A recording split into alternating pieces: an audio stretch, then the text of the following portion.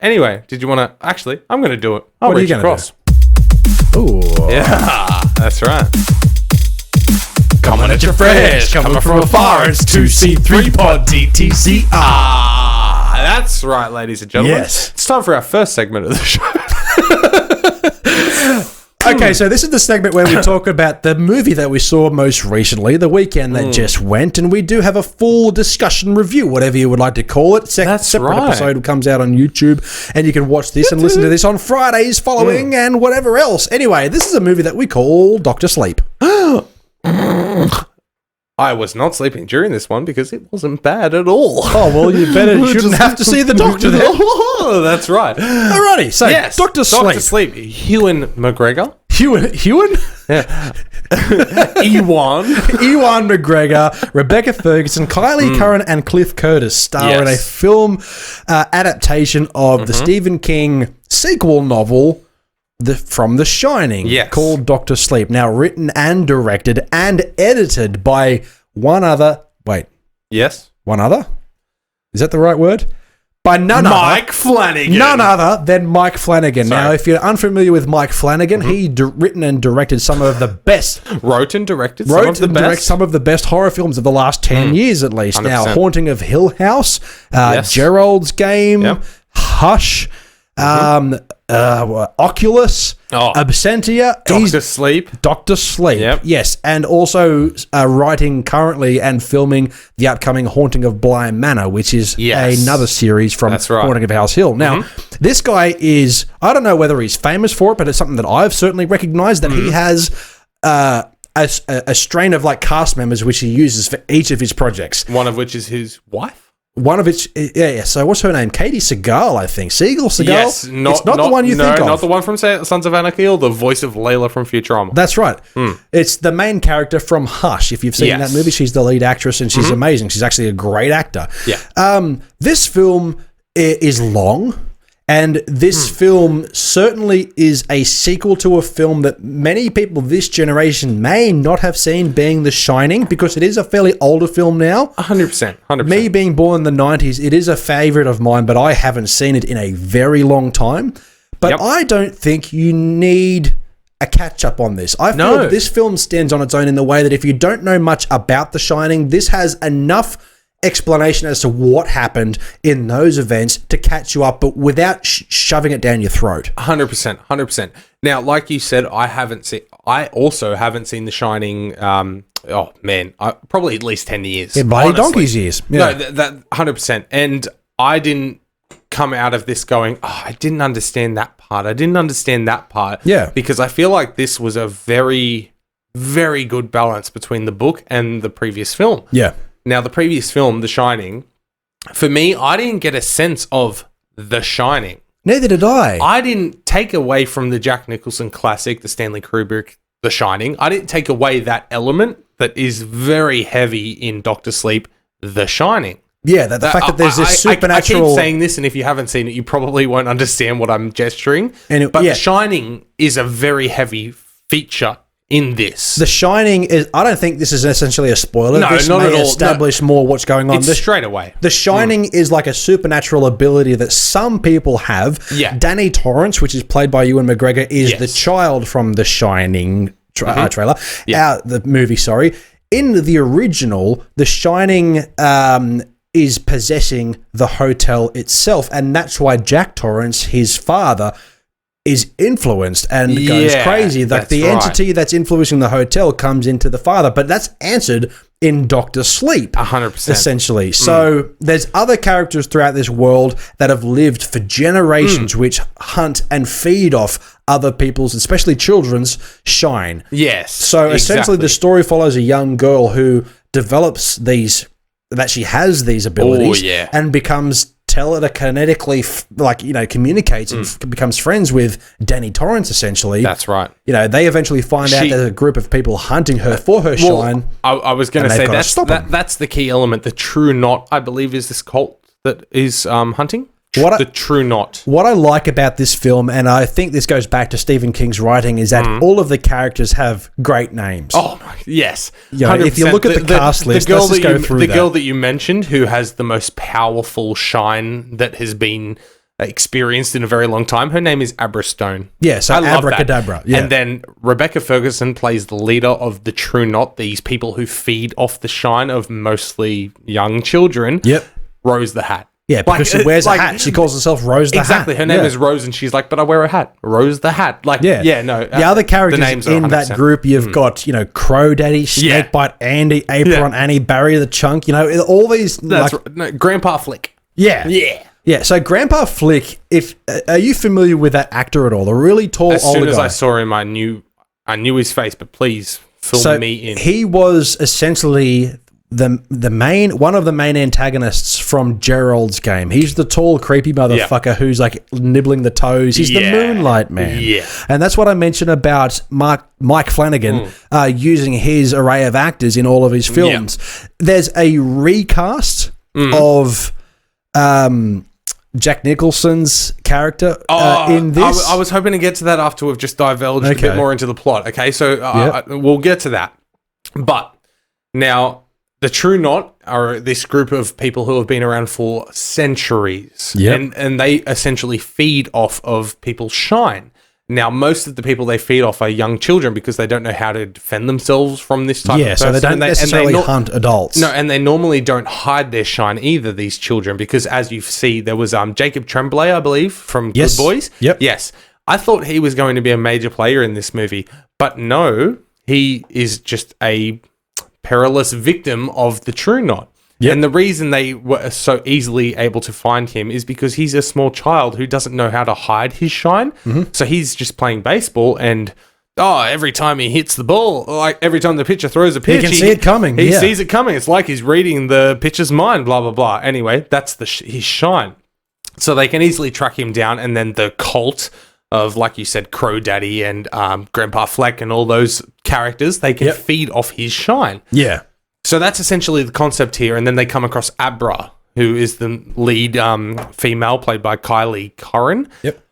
And she has the strongest shine that they have ever, Rose the Hat and the whole group have ever encountered. So they are very intrigued. And it turns out Abra could be stronger than even Rose the Hat, who's been leading this cult for a long time. Yeah. What I like about the villains in this film is that they're not just your typical nasties. Like, it's telling a story that about, like, because of this day and age and the age of technology, there's less and lesser people who have this shine ability, and these characters feed off the shine so they can live extended lives. They're living for centuries. That's right. And they start dying off because there's less shine for them to feed on. That's right. So it goes to show, like, this film actually shows them fearing for their lives. So you understand why they're hunting these people, but you also realize they are the villain. So I think this film conveys that really well. Yeah. I think the story and the writing in this film, like, there are some parts, typical Stephen King, like, the story is a bit jumbled. It jumps from one scene to the next, to the next, to the next. Like all Stephen King books, of course. They're interlooped and they jump from time to time to time. And this movie does that, but it does it in a way where you never get lost. No. So I think that all credit to, like, the writing that this film sort of holds together so bloody well. Mike Flanagan wrote and directed this. Is that correct? And edited. So and I saw that in the credits because I just want to sidebar very quickly. I mentioned this in Wednesday's episode, but I got the greatest cinema experience I have had in a long time. I got an entire VMAX theater to myself, and it was amazing. Yeah. But, so I got the chance to sit there and watch some of the credits. Written, directed, and then it said edited by Mike Flanagan. And I'm like, damn, he went all out for this. Yeah. And you can tell. Yeah, absolutely. Now, some people are saying that they were bored with this movie. See, I don't understand that. Yeah. I don't understand how you can get bored with this because, like you said, the scenes are so bam, bam, bam, bam, bam. Yeah.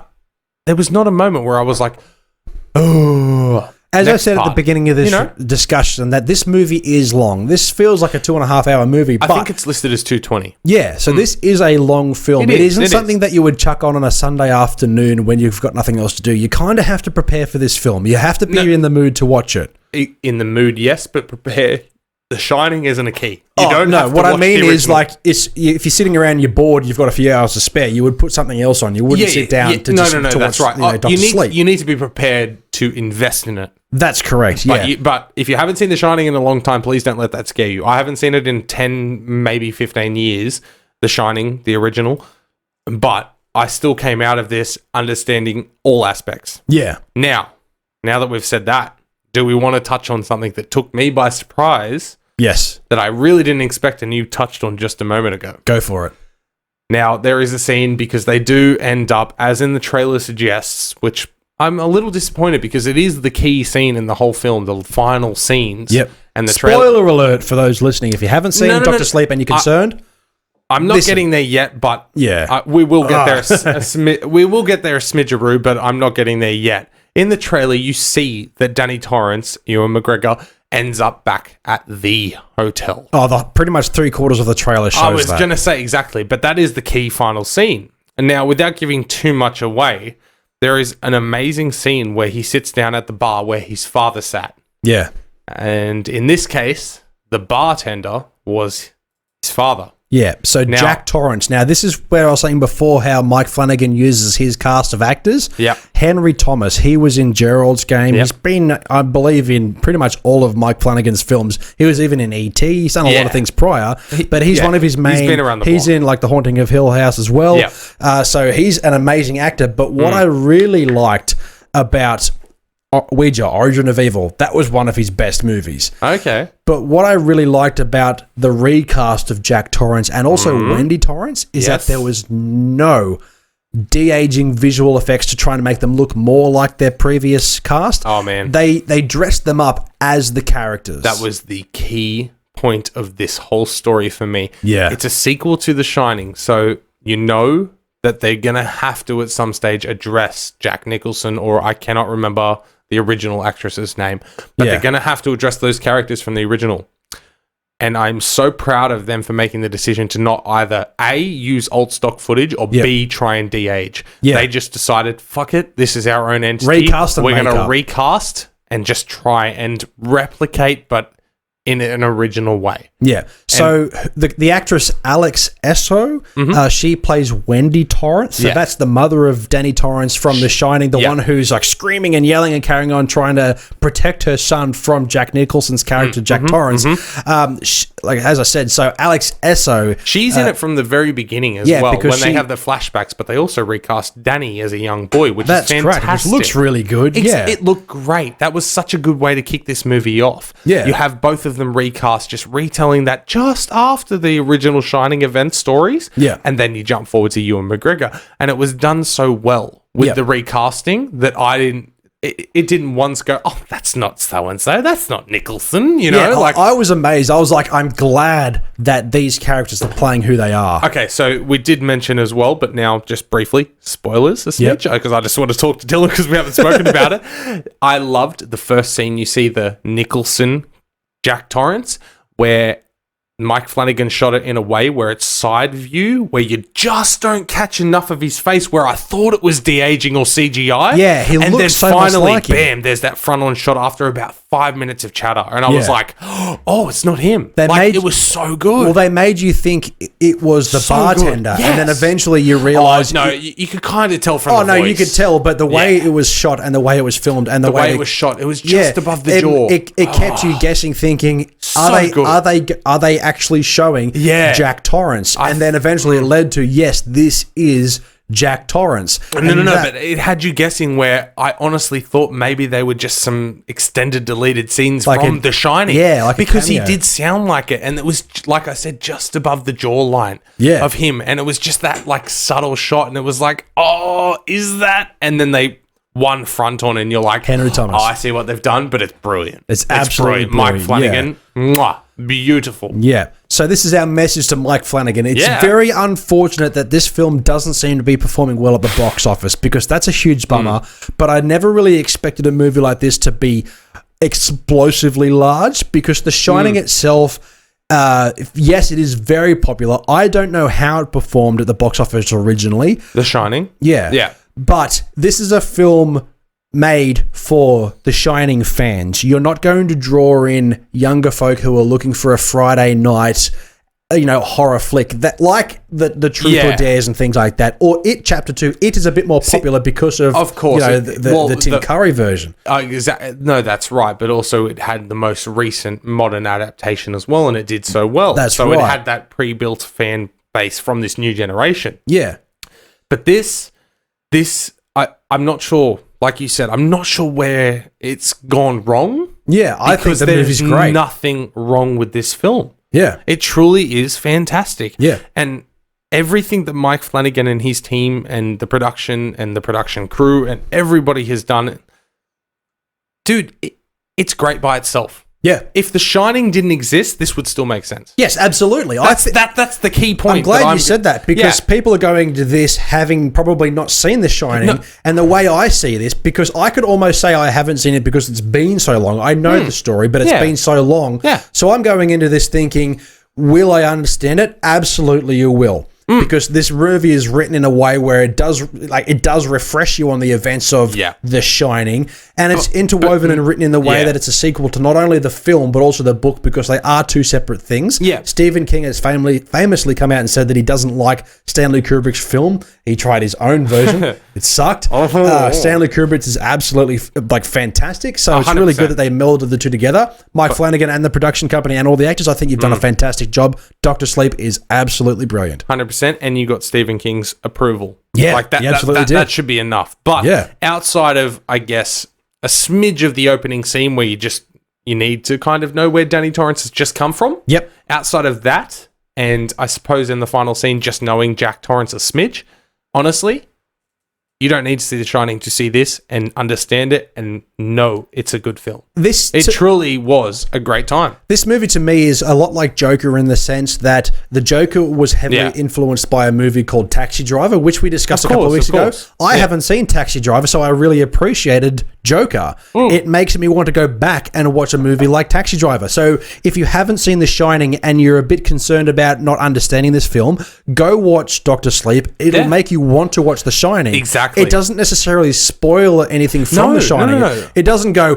this is exactly what happened and we're going from there. It doesn't show the finale of The Shining. It shows Danny Torrance, the character, and where he's come from growing up with these abilities and where he is in his adult life and moving from there. If anything, watching Dr. Sleep before you watch The Shining, you will actually understand the character of Danny Torrance in the first one better, because like we just discussed, The Shining, I didn't understand the shine. I just thought it was a possessed hotel. Yeah. Like, legit. And it kind of was, but at the same time, there's a reason for it. Off people's shine. It was trying to get to Danny. Yeah. Like, that's the whole concept of The Shining. Yeah. But I didn't understand that until I saw Dr. Sleep. Yeah. So I want to go back. So watch Dr. Sleep first and then go back and watch The Shining. You'll appreciate it more. 100%. I would, okay.